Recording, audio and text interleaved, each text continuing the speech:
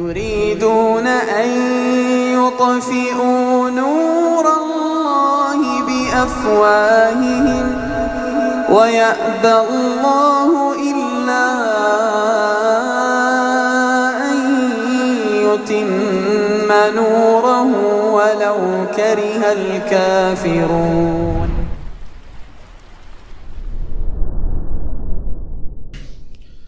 Assalamualaikum warahmatullahi wabarakatuh. Innal hamdalillah nahmaduhu wa nasta'inuhu wa nastaghfiruh wa na'udzu billahi min shururi anfusina wa sayyiati a'malina may yahdihillahu fala mudilla lahu wa may yudlil fala hadiya lahu. Asyhadu an la ilaha illallah wahdahu la syarika lahu wa asyhadu anna Muhammadan abduhu wa rasuluhu la nabiyya ba'dahu. Allahumma inna nas'aluka ilman nafi'a wa rizqan tayyiban wa amalan mutaqabbala. Allahumma inna nas'aluka al-huda wat-tuqa wal-'afafa wal-ghina. Wa na'udzu bika min ilmin la yanfa' wa min qalbin la yakhsha' wa min nafsin la tashba'. Para ikhwah sekalian rahimani wa rahimakumullah. Dikarenakan keterlambatan yang sangat jauh ya waktunya, qadarullah. Ya luar biasa macetnya, mungkin karena hujan. Ya qadarullah baru sampai jam 7 ini. Kalau kita bahas apa yang di kitab, kira-kira masih 20 menitan ya kita azan Isya. 30, alhamdulillah. Atau bisa antum azan sekarang mungkin Isya enggak apa-apa. Ya subhanallah.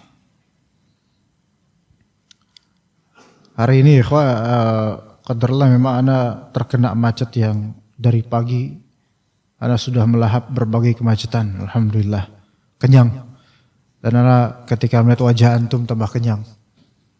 Ana enggak tahu nanti makan malam atau tidak.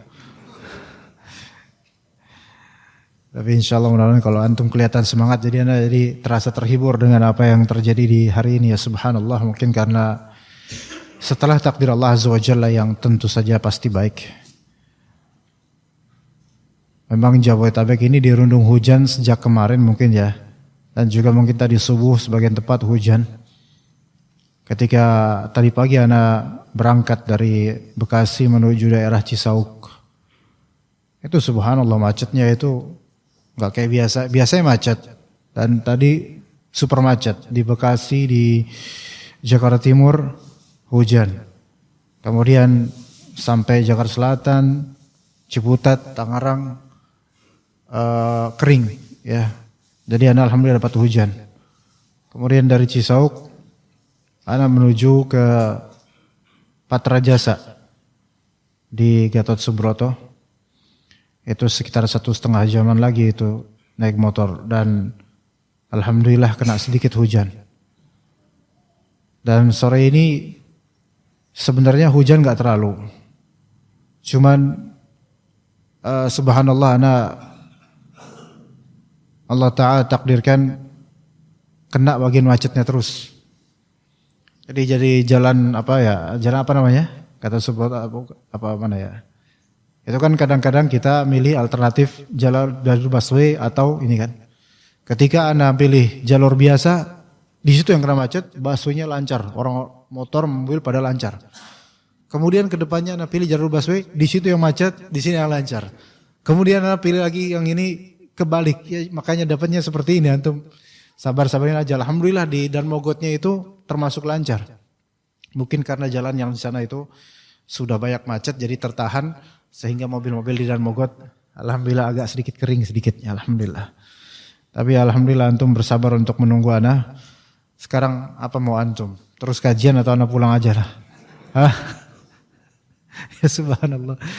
Laki-laki itu ketika dia dari jalan raya dengan kemudian terjebak segala kemacetan di jalanan, kemudian sampai di rumah atau di tempat tujuan, itu biasanya nggak bisa langsung obrolin hal-hal yang harus diobrolin di tempat tujuan. Kadang-kadang harus take rest dulu.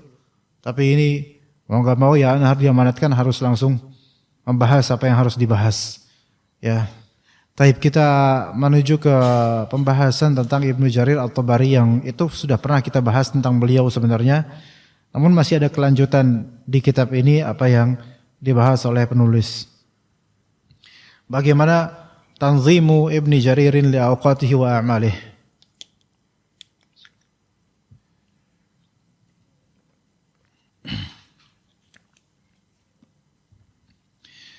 Ya, berkata Al-Qadhi, yaitu bagaimana Ibnu Jarir mengatur waktunya dan amalan dan pekerjaannya.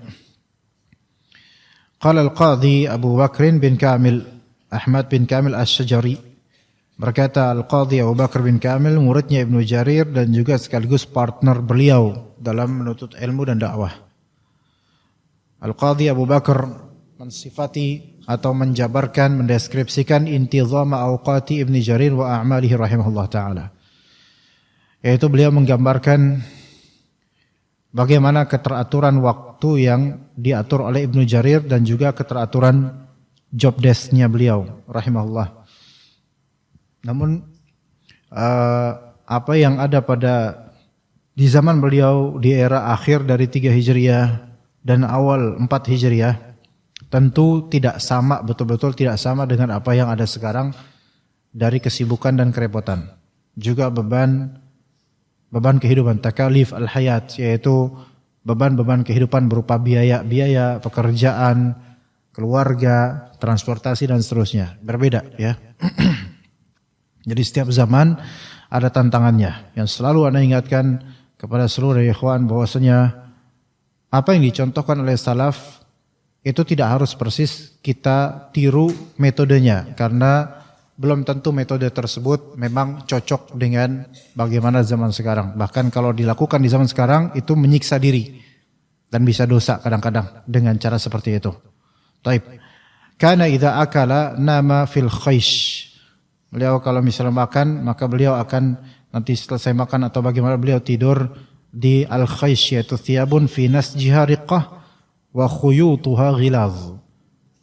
Jadi al-khaysh itu tempat beliau biasa rebahan, itu semacam pakaian atau kain yang rendaknya atau jahitannya itu tipis dan tapi khuyutnya benangnya itu tebal-tebal, benang untuk jahitannya tebal-tebal. Tulbasu fil har 'inda naum, yang mana beliau pakai pakaian tersebut atau kain tersebut beliau pakai ketika di musim panas atau ketika lagi panas untuk tidur. Karena apa? Karena kain tersebut liburudatiha 'alal jism, yaitu kain tersebut dingin untuk tubuh. Jadi ada kain yang kalau misalnya kita pakai panas misalnya. Ya bahan ini panas. Misalnya bahan polister misalnya, itu agak panas tuh dipakai. Padahal bisa tipis tapi panas, ada kayak gitu. Kaos tipis tapi panas. Dan juga ada kain atau bahan tebal tapi dingin gitu. Ada yang seperti itu. Nah, itu yang dimaksud. Ya, beliau kalau misalnya tidur maka pakai yang seperti itu. Kemudian fi qamisin qasiril akmam masbughin bis sandali wa ma'il ward. Tempat beliau istirahat atau tidur atau nyantai itu beliau ketika nyantai atau tidur pakai gamis atau pakaian yang mana akmam itu qasir. Qasirul akmam yaitu ini kam. Kam itu apa ya? Bagian lengan yang berlubang begini nih. Kayak antum lihat di sini ini kam. Ya, qasir, pendek, mungkin segini. Kalau mau tidur. Jadi pakai jubah, tapi jubah yang lengan pendek begitu loh. Dan jubah tersebut di masbugh, yaitu dicelupkan dengan as-sandal wa ma'il ward. Dicelupkan dengan cendana dan air mawar. Ya. Sandal rose misalnya. Ma'il ward berarti sandal itu adalah cendana. Ya, aroma cendana maksudnya. Atau perasan dari kayu cendana. Kayu cendana itu termasuk barang berharga untuk wangian. Untuk dibakar itu sangat wangi, dan untuk di ekstrak itu juga bisa menjadi aroma yang sangat nikmat, indah, enak. klasik, itu cendana. Walaupun kayu cendana ini dia termasuk hemiparasite, yaitu dia termasuk semi parasit, ya. Nah, ma'il ward yaitu air mawar, air kembang gitu. Air kembang dicampur dengan ekstrak dari cendana. Jadi aroma kekayuan, cendana kan aroma kayu sama tanah. Terus juga ada aroma mawar digabung jadi sandal rose, ya. Nah, para ulama sebagian mereka, ini ada faedah sini. Kadang mereka itu selain salat kemudian pakai parfum atau aroma, belajar juga kadang mereka pakai aroma gitu loh. Sehingga membangkitkan mood, ya. Dan boleh bagi kita kalau misalnya kita ingin belajar sesuatu, terutama ilmu syar'i, kita ciptakan suatu nuansa yang membuat kita semangat untuk mempelajarinya, ya. Misalnya kalau mungkin di dirasat ilmu syar'i kita pakai aroma oud, terasa kayak di Arab misalnya. Itu nuansa itu membuat kita bersemangat, dan kadang-kadang dengan semangat itu biasanya ilmu itu lebih cepat untuk masuk. Ya. Sebagaimana salat. Antum salat di masjid yang mana pakai aroma oud misalnya, karpetnya atau mungkin membakar bukan menyan ya, membakar apa? Gaharu atau bukhur gitu. Ketika masuk membangkitkan mood dan ingin antum tuh salat di situ gitu. Ya.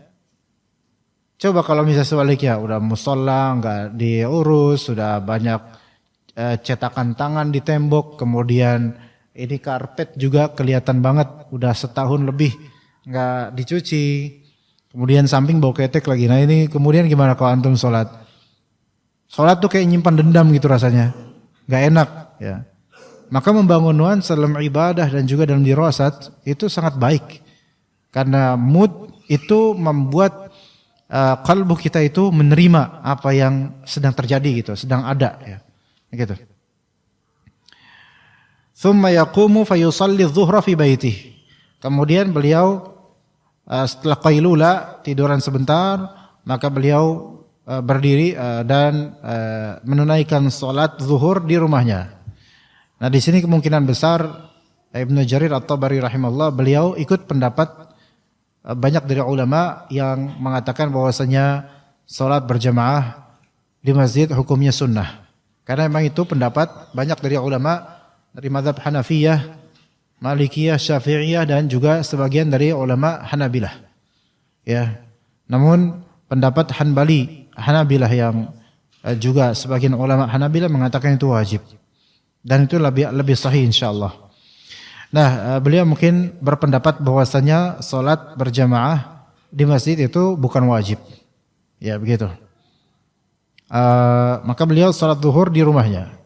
Taib, kemudian wa yaktubu fi tasnifihi ila al-'asr. Dan setelah salat zuhur di rumahnya beliau menulis karya beliau sampai waktu asar. Menulis karya beliau sampai waktu asar. Ya, jadi setelah salat zuhur beliau meneruskan taklifat, yaitu menulis. Karena ilmu beliau banyak dan butuh menulis. Dari sini juga kita ada pelajaran ikhwan, bahwasanya seseorang ketika dia ingin ilmunya itu tergenerate, yaitu berkembang, development, ada perkembangan, ada penyayapan ilmu dan pencabangan yang baik, maka dia juga hendaknya menaburkan ilmu tersebut dan menuangnya melalui tulisan atau melalui lisan. Karena menyimpan ilmu di khazanah hati itu hanya akan menghilangkannya pada waktunya. Tapi ketika dia menumpahkan dan menuangkannya, maka di sini ada generating ilm gitu, ilmu yang bergerak, ilmu yang bertaharruk, ilmu yang mengalir, yaitu insyaallah akan lebih berkah dan juga lebih menancapkannya di hati. Makanya sebagian dari ustaz yang mengajar dan punya majelis, semakin banyak majelis yang dia ajarkan, semakin dia termotivasi untuk belajar. Kemudian selain termotivasi untuk belajar, termotivasi untuk menuangkan apa yang dia pelajari, dan akhirnya itu semakin menambah khazanah ilmiahnya. dibandingkan dengan ustadz yang hanya menimbun ilmunya hanya untuk membaca, enggak menulis apa-apa, enggak mengajarkan apa-apa. Makanya yang seperti ini sebenarnya hanya berjalan di tempat aja terus. Berjalan di tempat, yaitu ilmunya hanya untuk dirinya saja dan perlahan-lahan apa yang dia tabung keluar. Dan dia tabung lagi, keluar lagi sebagian. Jadi segitu-segitu aja sebenarnya. Segitu-gitu aja. Nah, Ibnu Jarir At-Tabari karena banyaknya ilmu dan derasnya, maka beliau pun menulis banyak tulisan dan juga beliau juga mendikte kepada murid-muridnya ilmu syar'i di antara tafsir dan juga tarikh. Akhirnya dengan itu semakin berkembang ilmu syar'i beliau rahimahullah. Jadi beliau menulis dari zuhur sampai asar. Dari zuhur sampai asar. Lihat bagaimana bisa istiqamah seperti itu. Dan para ulama di zaman bahla itu mereka memang betul-betul banyak yang istiqamah dalam belajar maupun menulis. Tidak mudah bosan karena tidak banyak opsi untuk perbuatan. Berbeda dengan kita di zaman sekarang. Kita tidak bisa beriltizam dan istiqamah membaca atau menulis untuk 3 jam impossible. Ana yakin impossible. 2 jam still impossible. 1 jam possible but ya. Possible tapi possible. Apa itu possible tapi mungkin tapi enggak sih. Enggak. Coba 1 jam antum baca buku doang. Sekarang maksudnya di masa-masa ini, hari-hari ini. Yakin enggak antum bisa? Untuk jawab aja malu karena jawabannya enggak bisa. Iya. Tanpa noleh ke istri, tanpa noleh ke HP. 1 jam. Baca buku saja. YouTuber aja ada yang 7 jam enggak ngapa-ngapain. Bisa istiqomah dia. Sekarang kita 1 jam baca aja enggak mampu sebenarnya. Kenapa begitu? Karena kita sudah berada di zaman ketika kita selalu ingin lebih. Kita selalu ingin lebih dari sesuatu yang berubah-ubah. Karena opsi terlalu banyak, pilihan terlalu banyak. Sehingga banyak yang kesulitan istiqamah. Dan ana berulang kali menyebutkan bahwasanya melihat-lihat postingan Instagram, reels, videos dan yang semisal itu sebenarnya membentuk kepribadian dan karakter kita. Ya, selalu ana ingatkan itu. Ya, jadi zaman media sosial coba. Kita mulai dulu dari MLRC, ya kan? Chattingan dari MLRC. Pernah ini enggak? Nama ini pernah dengar pasti ya. Kalau pernah dengar berarti antum tidak muda gitu. Ya. Nah, itu. Yang mana itu sudah teknologi yang begitu Masya Allah. Kemudian datang Friendster. Enggak. Ingat ini Friendster? Iya. Masih Friendsteran gitu kan, FS gitu kan. Ya. Baru kemudian mulai Facebook. Awal-awal kemunculan Facebook, ya ketika itu euforia tentang Facebook. Wah, bikin main game ini, padahal gamenya yang sia-sia, gamenya nggak ada nikmatnya sama sekali. Tapi kata euforia, kemudian bisa chatting sama orang-orang, subhanallah, berbagai chatting. Anak ketika itu masih dalam tahap mempelajari bahasa Inggris, anak maka nyari teman-teman dari England, dari UK, dari Amerika Latin, dari beragam negara untuk kita chatting dengan bahasa Inggris ketika itu. Bahkan teman-teman dari Indonesia jarang di Facebook awal-awal tahun 2009, 2010. Taib itu opsi mulai banyak tuh kita untuk ngobrol, untuk buka website, buka apa. Kemudian zaman apa? WhatsApp. Mulai tahun berapa? 2012, 2013 kan mulai tuh WhatsApp tuh. Kisaran itulah kira-kira. Kita bisa chatting sama banyak orang tanpa harus kita buka Yahoo atau apa, langsung ke WhatsApp di HP kita, subhanallah. Taib. Kemudian sekarang platform atau media sosial terlalu banyak. Antum sekarang mau apa? Ada TikTok, pakai Instagram, pakai X, pakai Twitter, ya. Kemudian Facebook, pakai apa lagi? Banyak sekarang. Ya. Selesai ini cari yang lain, buka Instagram, buka ini dan seterusnya, buka ini, buka itu. Pilihannya banyak, itu membentuk kepribadian kita. Membentuk brand. Di Facebook kita lihat reels video, scroll down. Dan Facebooknya atau YouTube-nya atau Instagramnya juga ketika video itu sudah selesai menggoda kita untuk apa? Untuk scroll down, disuruh scroll down. Terus ketagihan, adiktif. Pilih lagi, lain lagi. Dan itu dibatasi nggak sampai semenit. Itu membentuk diri kita itu. Sehingga kita mudah bosan dan selalu mencari hal-hal yang lain, selalu mencari yang baru. Dan kita nggak sempat memperdalam yang sudah kita lihat, kita kemudian cari yang baru. Sehingga orang kayak kita ini sekarang orang yang mudah gagal fokus. Gak bisa fokus di satu hal, susah. Apakah itu suatu benefit? Itu suatu kerugian sebenarnya. Itu terbentuk semua. Terbentuk. Ya. Beruntunglah talibul ilm yang dulu udah pernah belajar fokus karena dimotivasi oleh gurunya. Dan kadang kita melihat anak-anak sekarang ada beruntungnya dengan informasi yang merebak luas, tapi ada juga kerugiannya yaitu susah fokus. Susah fokus. Giliran main game, fokus. Giliran nonton drama Korea, fokus. Giliran menjadi wibu, baru fokus dia. Kenapa? Karena entertaining. Seorang ketika dia lebih fokus pada entertainment dibandingkan learning, maka dia menuju kehancuran sebenarnya. Menuju kehancuran, subhanallah, menuju kehancuran. Belum lagi influencer di YouTube. Ya. Dan sekarang kalau kita lihat videos ini tadi kaji dari zuhur sampai asar ya. Kita bicara yang sekarang lebih real sekarang coba. Video-video sekarang kalau antum ngelihat satu arah video doang, boring enggak? Boring. Kalau konten kreator hanya satu video gini doang, bahkan satu kamera doang dipakai. Kayak gini nih.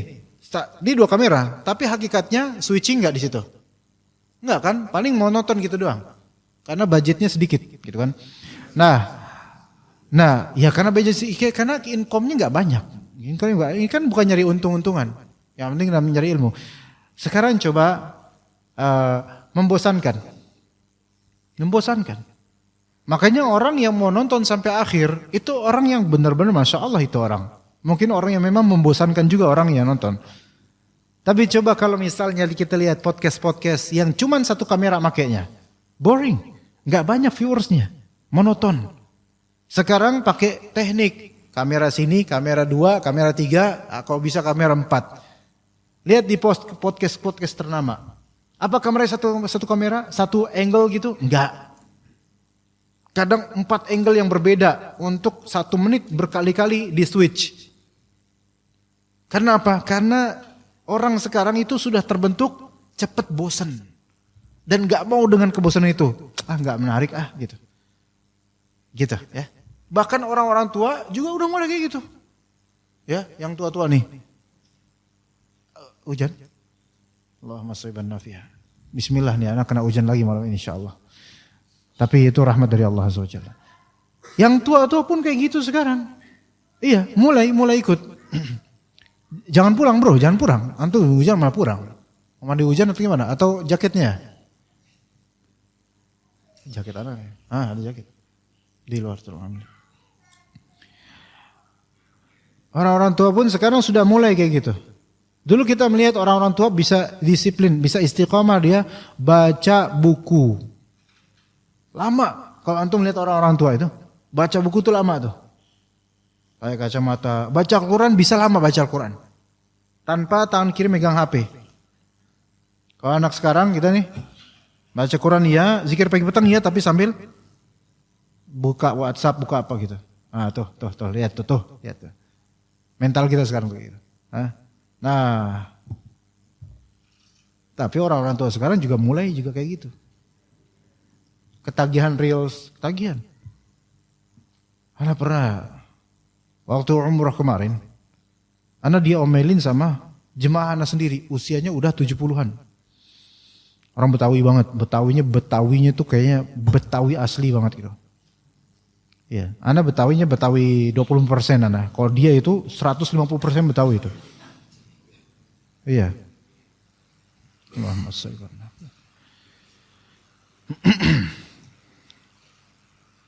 Nah, beliau di kamar hotel nih, ya. Jemaah Kita bersekamar, kakek-kakek semua isinya, kecuali ana. Jemaah ana semua itu, berempat. Di siang hari ketika lagi pada capek-capeknya, ini beliau nonton reels. Dangdut lagi, di Mekah itu. Biasa bapak-bapak tua kalau misalnya nonton ini. Begini. Kalau pakai kacamata gimana ya, Kon? Kayak gini. Sambil lihat ini. Alisnya sampai ngangak ke atas gitu. Lampunya gede banget. Ganti lagi, udah bosan ganti lagi, udah bosan ganti lagi. Itu tuh sebenarnya itu sudah terinfluence dengan karakter anak zaman sekarang kayak gitu sama.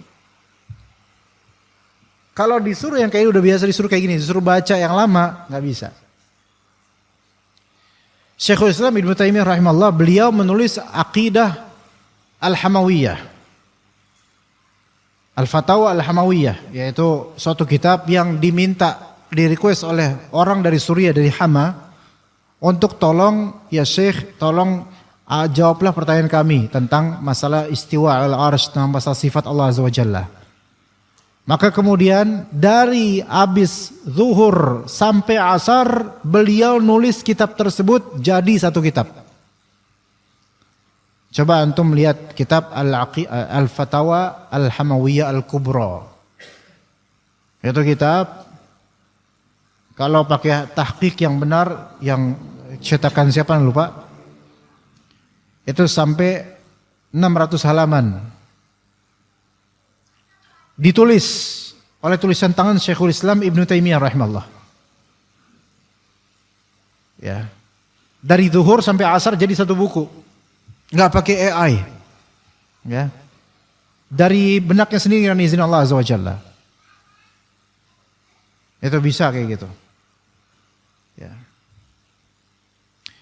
Profesor Hamka, Dr. Hamka, Buya Hamka rahimahullah nulis tafsir di mana? Di penjara, tafsir Al-Azhar. Karena fokus bisa tuh. Kita nulis satu-satu aja berat banget. Ya. Nulis hadis aja kita berat banget, subhanallah. Beda banget mentalnya. Jadi fokus. Itu yang membuat para ulama di zaman itu, termasuk Ibnu Jarir at-Tabari, produktif dengan fokus. Ya.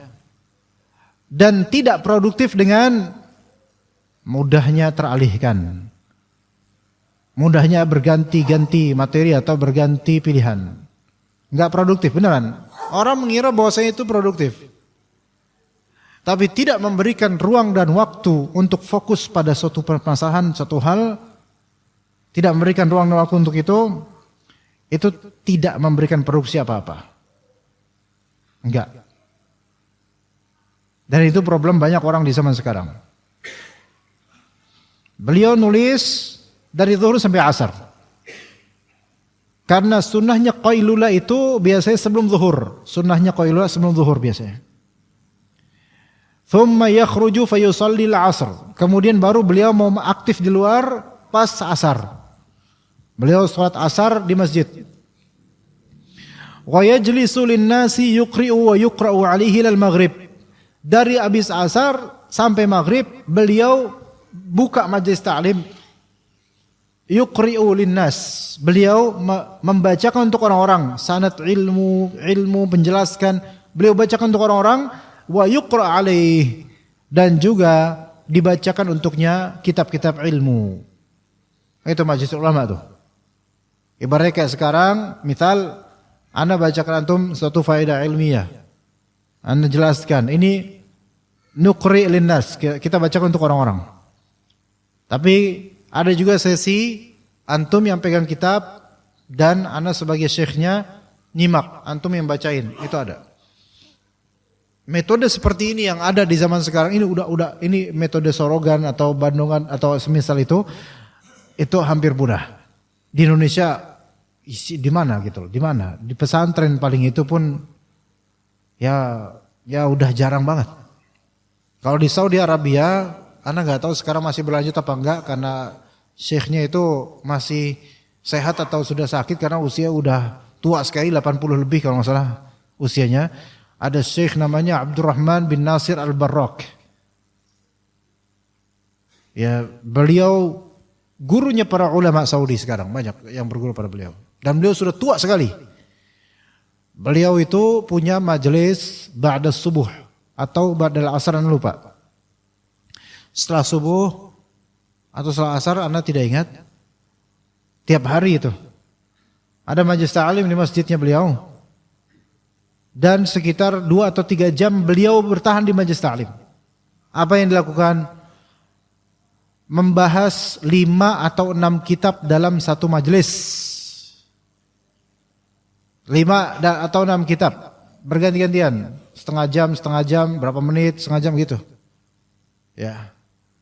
Diawali dengan tafsir Al-Qur'an. Ya, tafsir Al-Qur'an beliau dibacakan. Maksudnya ada muridnya yang baca. Beliau dengerin dan kemudian selesai membaca Al-Qur'an muridnya, maka beliau kemudian menjelaskan tafsirnya. Kemudian ke kitab lainnya, 5 kitab atau 6 kitab. Ya. Ibaratnya kalau ba'da subuh itu misal jam 5 pagi, maka beliau baru kelar jam 8 gitu atau setengah 8. Begitu. Dan beliau udah tua banget, ulama tua, termasuk ulama tua di Saudi, senior. Ya. Dibacakan oleh murid-muridnya kitab. Misal Mukhtasar Sawa'iq Mursalah karya Ibnu Qayyim Al-Jauziyah rahimahullah. Dibacakan. Beliau nyimak gitu. Terus kalau kadang-kadang beliau memberikan ta'liq dan komentar terhadap faedah yang disebutkan dalam kitab. Terkadang ada di antara murid yang bertanya, itu direkam di YouTube. Ya, direkam. Ada yang seperti itu, sekarang masih ada. Seperti Ibn Jarir At-Tabari, ba'da asar beliau membacakan ilmu atau dibacakan ilmu oleh murid-muridnya dan beliau menyimak. Sampai apa? Sampai maghrib. Thumma yajlisu lil fiqhi wad darsi baina yadayhi ila al-'isha'il akhirah. Setelah maghrib kemudian beliau duduk majelis untuk menyampaikan fiqih dan pelajaran lainnya antara maghrib sampai isya. Baru thumma yadkhulu manzilah ba'da isya, beliau kemudian pulang ke rumahnya. Wa qad qasama lailahu wa naharahu fi maslahati nafsihi wa dinihi wal khalqi kama wafaqahu Allah taala.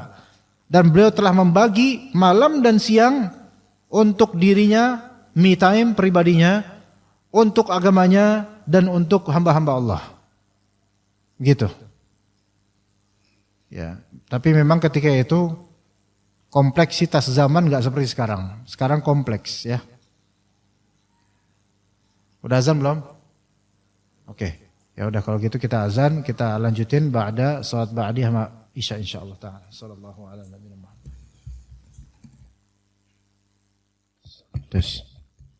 Bismillahirrahmanirrahim. Alhamdulillah wassalatu wassalamu ala Rasulillah wa ala alihi wa sahbihi wa man wala amma ba'd.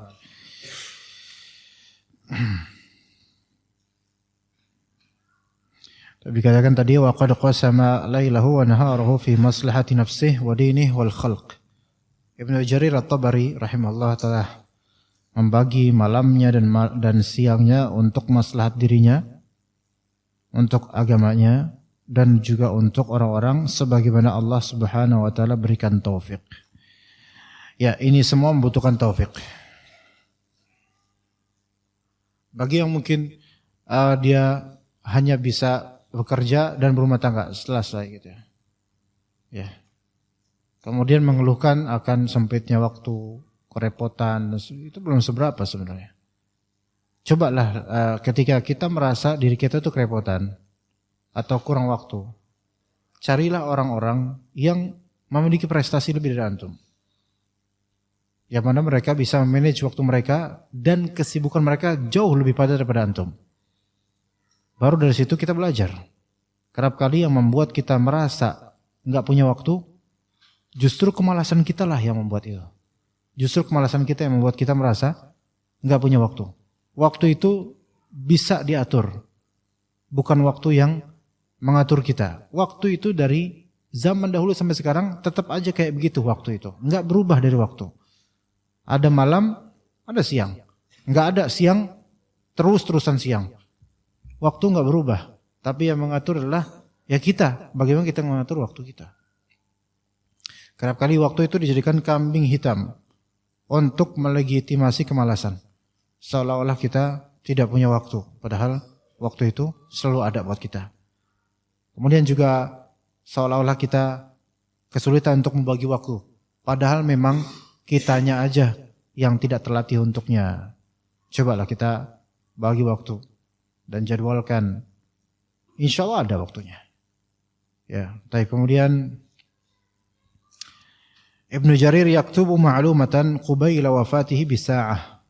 Ibnu Jarir menulis suatu maklumat, suatu faedah beberapa jenak sebelum wafatnya, bukan sejam tapi beberapa waktu. Jadi mendekati wafatnya beliau masih sempat-sempatnya untuk menulis faedah.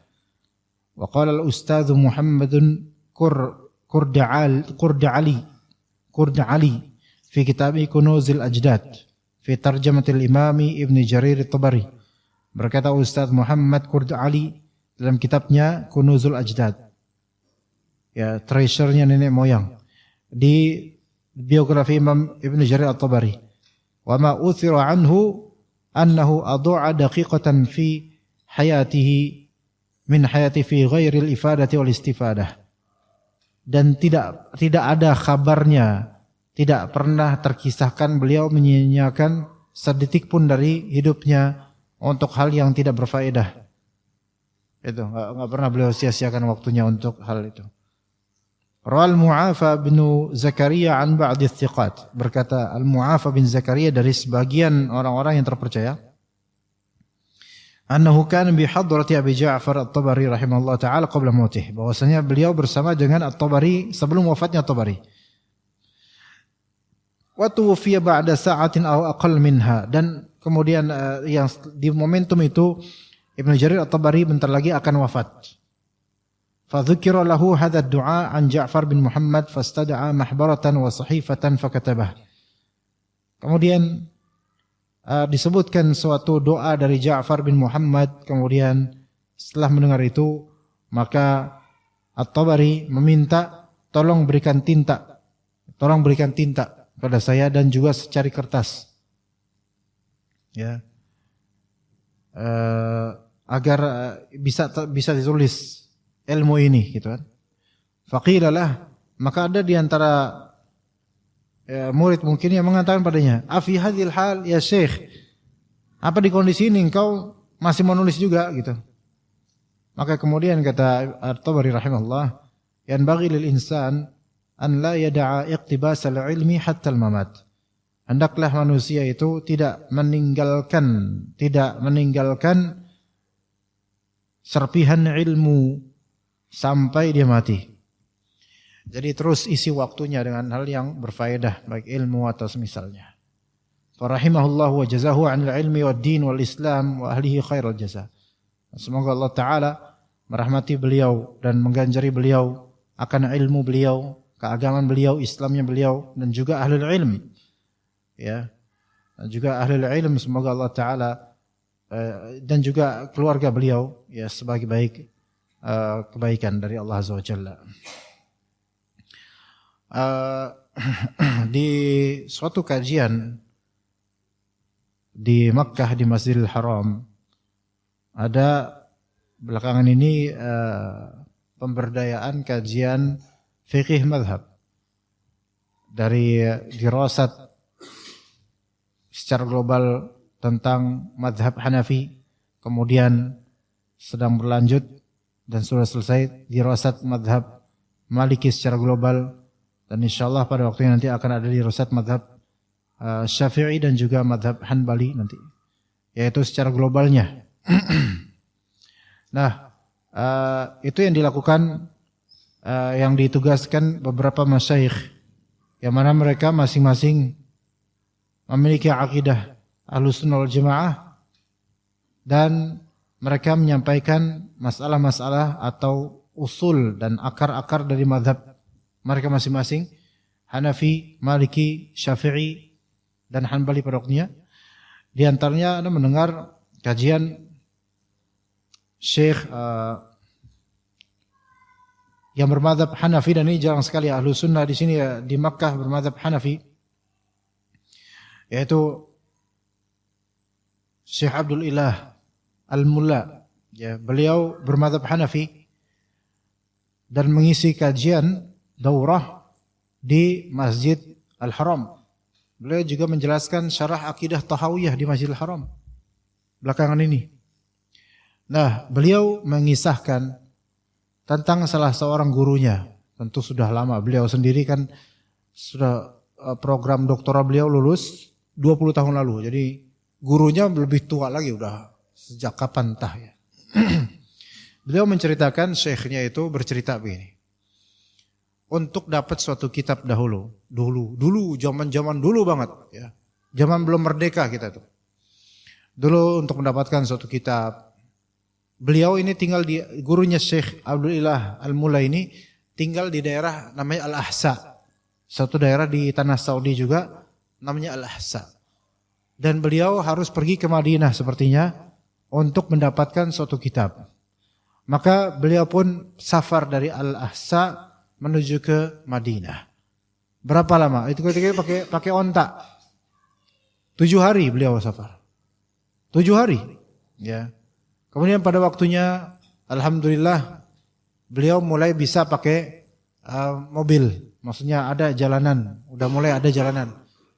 Berapa lama? Mungkin 4 hari atau 3 hari. Pakai mobil 3 hari. Ya, tapi ya jalanannya kayak gitu, baru ya. Nggak kayak sekarang kan enak jalannya. Kemudian akhirnya suatu ketika ada kereta. Nah, pakai kereta itu baru-baru ya. Baru entah tahun berapa, 19 berapa puluh, wallahu alam, itu seharian full dia baru bisa sampai Madinah dari Ahsa. Itu jaraknya kalau nggak salah 300-an berapa kilometer gitu. Jadi awalnya pernah mengalami ke Madinah untuk mencari kitab, ya itu pakai onta jalan, pernah mengalami itu. Pernah mengalami pakai bis jadul, pernah juga mengalami. Pakai kereta jadul pernah juga. Kemudian ketika jalanan sudah dita'dil, sudah diperbaiki, dari bagus jalanan, alhamdulillah bisa pakai itu. Dan pada waktunya, apakah tadi beliau bilang ada pesawat atau tidak, al-muhim pada akhirnya bisa 4 jam. Cukup 4 jam. Jadi enggak nunggu lama, cukup 4 jam sampai ke Madinah dapat kitab. Nah, beliau kemarin mengkomparasikan zaman ketika itu sampai zaman-zaman ketika sudah mudah dipermudahkan semuanya. Dahulu pakai onta, betapa sulitnya seminggu naik onta ya, untuk dapat suatu kitab yang diincar. Kemudian dipermudah oleh Allah berikutnya sampai bisa 4 hari mungkin atau 3 hari pakai mobil. Kemudian pakai kitor, pakai kereta berapa hari? Sehari full. Kemudian akhirnya pada waktunya berapa puluh tahun kemudian bisa naik mobil, ya kalau nggak salah, mobil dan jalannya sudah bagus banget, ya. Dan sekarang buku tersebut yang banyak di Madinah itu ada di internet di PDF, tinggal download nggak sampai semenit. Itu udah ngerasain, ya. Coba kalau kita bayangkan, ya. Sekarang semua dimudahkan, coba. Subhanallah. Nggak ada alasan untuk jadi bahlul pokoknya. Ya, dari mudahin malah tambah bahlul. Itu gimana tuh? Kenapa? Udah dimudahkan tapi tambah bahlul. Kenapa? Karena kebanyakan terhibur, kebanyakan hiburan, nggak produktif. Seandainya orang-orang Indonesia ini mereka betul-betul seperti sebagian orang Barat yang mereka diligent, disiplinnya orang Jepang. Dan gigihnya kayak orang Jerman belajar misalnya. Subhanallah. Ya, cuman coba kita lihat sekarang. Entertainment yang lebih merajalela gitu loh. Ya, habis waktu untuk itu. Jadi nggak produktif ya kawan. Kita itu nggak produktif. Enggak memberikan masukan untuk jiwa kita, ilmu-ilmu dan skill-skill. Ya. Lihat di TikTok atau Instagram orang-orang yang bikin konten yang sia-sia misalnya joget, salam 2 jari apa dan seterusnya. Mereka lebih digemari atau konten-konten seksual. Orang-orang konten kreator itu mereka banyak yang enggak mikirin akhirat. Mereka lebih memikirkan berapa yang akan didapat dari viewers. Mereka tidak memberikan ilmu, bahkan kadang memberikan racun pada orang-orang. Minimal wasting time. Minimal menghabiskan waktu banyak orang. Dan itu bisa dosa buat dia. Gak mikirin konsekuensinya. Coba sekarang kalau misalnya kita lihat, kenapa banyak perempuan sekarang lebih mudah mengeluh dibandingkan perempuan zaman biyen, ya, zaman dahulu. Karena apa? Dia tersebabnya adalah karena banyak contohnya di konten kreator. Karena banyak contohnya. Dan kadang lucu-lucuan, hal-hal itu kadang lucu-lucuan, tapi sebenarnya itu masuk ke hati banyak orang. Anda kasih contoh, dia contohnya. Banyak konten kreator yang membuat konten suami itu kegap sama istri, suami itu takut sama istri, suami itu dijewer sama istri, suami itu digertak istri terus langsung berubah culun dan semisalnya. Suami badan gede tapi susis, sama istri. Itu bahan lawakan, seolah-olah itu suatu yang lucu. Wallah, bagi laki-laki yang benar laki-laki nggak lucu, nggak lucu. Ngapain kayak gitu, ya? Kemudian itu akan berpengaruh pada si penonton, ya. Kalau penonton ini pasutri muda, ya, atau dia perempuan, seorang istri, itu akan berpengaruh padanya. Lah, lucu nih. Akhirnya kadang-kadang apa? Si istrinya perlahan-lahan mulai berubah. Akhirnya perlahan-lahan meremehkan suaminya dan seterusnya. Itu, ya, itu berpengaruh, ya, kawan. Kalau orang yang udah tua aja bisa terpengaruh dengan tontonan, apalagi yang masih muda. Kan gitu. Ibu-ibu itu mudah terpengaruh, perempuan mudah terpengaruh dengan tontonan. Coba antum pernah enggak, ikhwan? Waktu dulu antum suka sama Hollywood. Hollywood atau Bollywood antum suka, ya? Bollywood misal saja. Pernah enggak antum nangis karena pengen nikah sama artis Bollywood? Enggak. Sesyahwat-syahwatnya seseorang yang mencintai artis apa-apa, enggak sampai nangis. Karena enggak masuk ke hati. Ya biarin, ya. Dia nikah, kita nikah, ya. Dia mati, kita hidup, alhamdulillah. Tapi kemudian coba yang perempuan. Nangis-nangisan, ikhwan. Ya, drama Korea lah, artis apa K-pop atau apa gitu, boy band dan seterusnya. Nangis, perempuan nangis. Ya. Si artisnya padahal artinya acting, nangis, ikutan nangis. Subhanallah.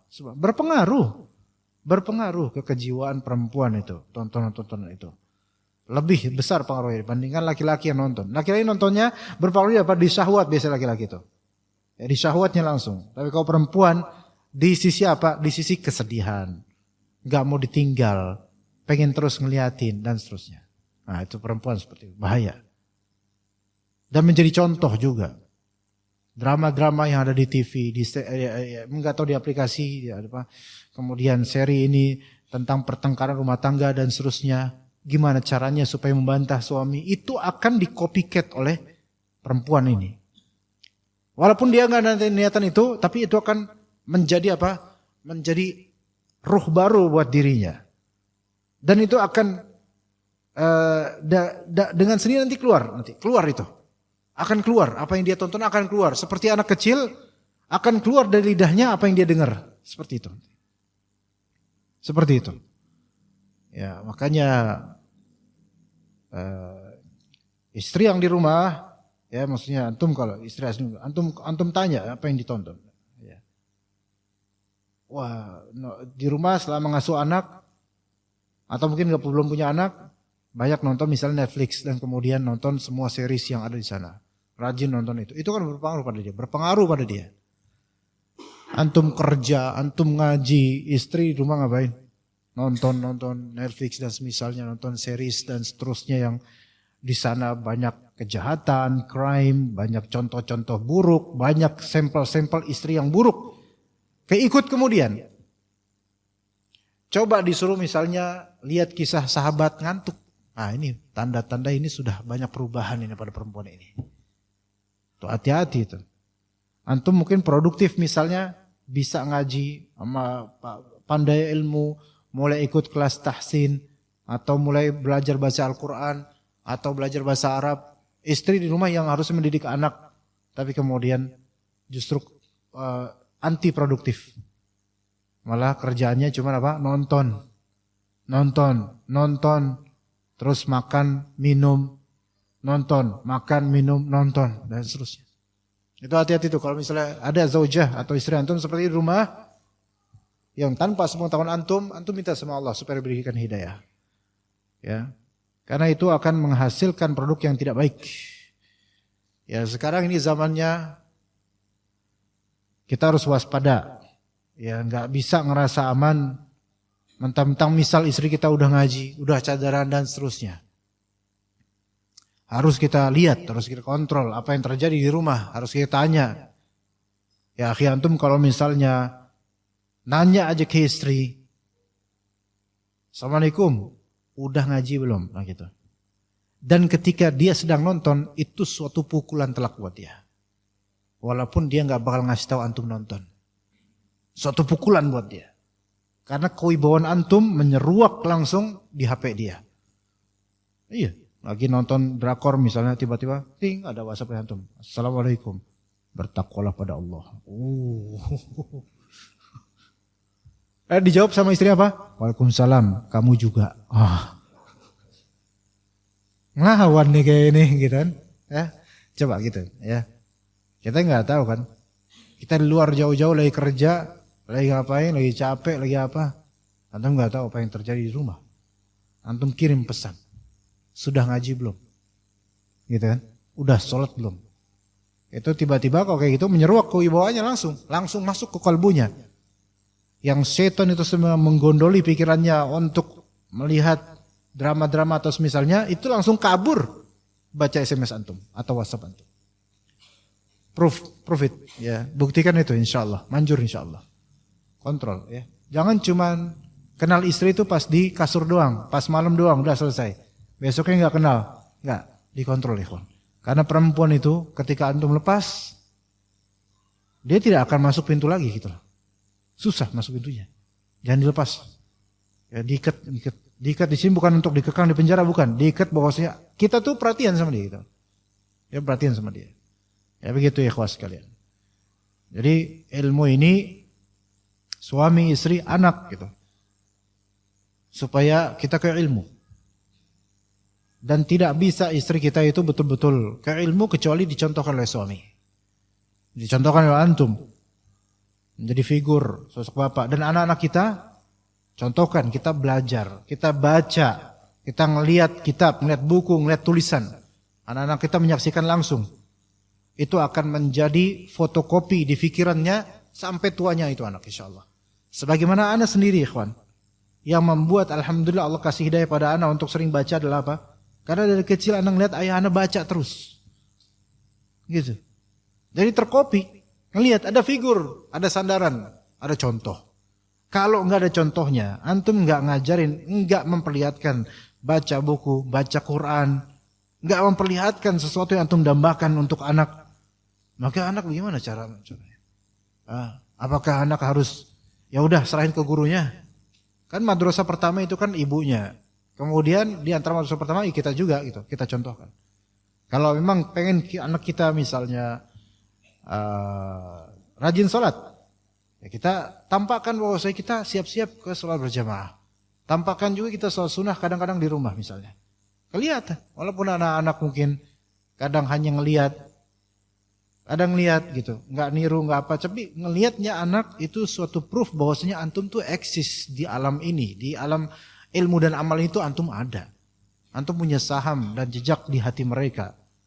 Kalau misalnya nggak menitip jejak itu, maka siapa yang akan memasukkan jejak itu? Sementara anak-anak butuh kita, istri butuh kita untuk menitipkan jejak ilmu dan amal. Semakin antum betul-betul berusaha cari nafkah benar, menuntut ilmu benar, dan mengamalkan ilmu semampunya walaupun masih banyak kesalahan, Allah Ta'ala akan bukakan insyaAllah hidayah buat anak istri kita. Bagi yang mungkin istrinya mungkin masih agak susah menuntut ilmu, antum buktikan bahwasanya dengan ilmu dan amal ini insyaAllah semua lebih baik. Juga sebaliknya, dan ini lebih banyak, yaitu perempuan-perempuan, akhwat-akhwat yang suaminya itu belum hijrah. Nah, itu juga justru lebih banyak sebenarnya. Itu lebih kesian Pak. Ya, jangan ditolong dengan dinikahin, mereka udah punya suami. Ya, jadi jangan diapain. Di sini maksudnya adalah apa? Kita motivasikan mereka. Ummahat yang di sini motivasikan. Banyak ummahat di sini mungkin teman-temannya itu suami-suaminya belum hijrah. Bahkan kadang suami yang menentang. ngapain sih kamu pakai jilbab lebar? Kayak emak-emak aja. Kata istri, lah, ya emang emak-emak ya kan? Ya, pakai yang modis dong, yang cakep dong. Boleh pakai jilbab, tapi jilbabnya jilbab partai kayak gitu. Ya, masih partai keadilan. Ya. Nah misalnya, ngapain sih pakai jilbab lebar kayak gitu? Kayak orang udah tua aja kamu gitu. Kadang ditentang sama suaminya. Sob lihat. Ya. Buktikan ke suami-suami itu bahwasanya justru dengan ilmu ini dan dengan amal soleh itu hidup lebih baik insyaallah ta'ala. Nah begitu. Ulama-ulama dahulu jemaah, jangan kira Ibnu Jarir At-Tabari nggak ada tantangan, udah istiqomah aja. Ada tantangan di zaman dulu. Kelaparan, kekurangan ada zaman dulu. Mau ngapa-ngapain susah ada zaman dulu. Nah sekarang tantangan kita gimana caranya kita menetralisir agar kita tidak terlalu hanyut dengan arus perubahan ini. Yaitu apa-apa mudah berubah, apa-apa mudah ganti gonta-ganti. Bagaimana cara supaya kita istiqomah? Ya. Semoga Allah Subhanahu Wa Taala jadikan kita orang-orang istiqomah dalam kebaikan. Ingat kita ini udah rutin loh kajian dari tahun berapa nggak tahu, 2018 kali. Udah berapa kitab kita khatamkan? Istiqomah gitu. Begitu. Ya wallahu a'lam. Kita cukup sampai sini insyaallah. Barakallahu fikum jami'an. Wa sallallahu ala nabiyyina Muhammad wa ala alihi wa sahbihi ajma'in. Subhanakallahumma bihamdika asyhadu an la ilaha illa anta astaghfiruka wa atubu ilaik. Wassalamu alaikum warahmatullahi wabarakatuh.